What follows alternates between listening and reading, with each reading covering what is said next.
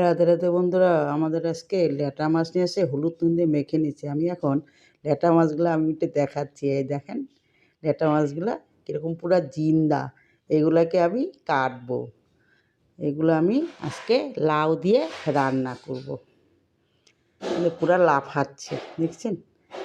এখন আমি মাছগুলোকে ভালো করে কাটবো, নুন দিয়ে ধরে ধরে কাটবো। এগুলোকে আজকে লাউ দিয়ে রান্না করব। জিন্দা ল্যাটা মাছ, এগুলো তো বেশি পাওয়াই যায় না, হারিয়ে যাওয়া ল্যাটা মাছ। কেউ ল্যাটা মাছ বলে, কেউ টাকি মাছ বলে, আমরা আবার গড়াই মাছও বলি। নুন দিয়ে এভাবে আমি সবগুলো আঁশগুলো ছাড়াই নিয়ে ভালো করে কেটে নিচ্ছি। আমি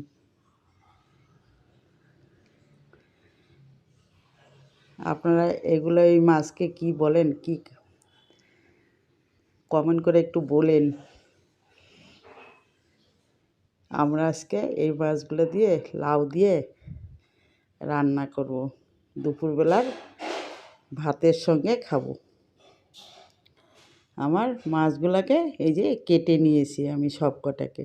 এখন এই যে লাউ নিয়ে আসছি কালকে বাজার থেকে, ওইটাকে কেটে নিচ্ছি। এখন মাছগুলোকে ভালো করে ভেজে নিচ্ছি। এখন মাছগুলো ভাজা হয়ে গিয়েছে আমার। আমি এখন শুকনো লঙ্কা, জিরা, একটু রাঁধুনি দিচ্ছি আর একটা তেজপাতা। এটা দিয়ে এই যে লাউগুলোকে এইভাবে কাটা হয়েছে, কয়েকটা কাঁচা লঙ্কাও দিয়েছি। আর লঙ্কা আমি দিব না, এই কাঁচা লঙ্কা আর নুন হলুদটা এখানটায় দিয়ে দিব।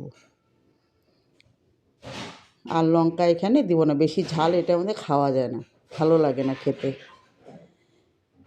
তাছাড়া অনেকে অনেক রকম খায়, আমরা এরকমই খাই আর কি। আমি অত ঝালও খাই না। এইভাবে রান্না করে ল্যাটা মাছগুলো এই সবগুলো ভাজা হয়ে গিয়েছে। আমার জিরা আর আদা লাগতেছে। ভাজা জিরাটা আমি এখন শিলনোড়ায় বেটে নেব। একটু চিনি দিচ্ছি আর আদা বাটা আর একটু জিরা বাটা দিব। এটা গন্ধ করবে না, ভাজা আছে, আদাটাও গন্ধ করবে না এখানটায়। এটা নাড়াচাড়ায় নিয়ে এখন জল ঢেলে দিব।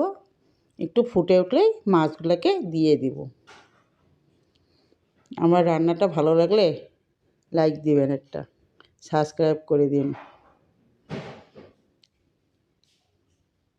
আমার রান্নাটা হয়েই আসছে, এখন আমি নামাই নেব। এইভাবেই আমরা রান্না করি এগুলা। আলু দিয়েও করা যায়, যে যেরকমভাবে করে।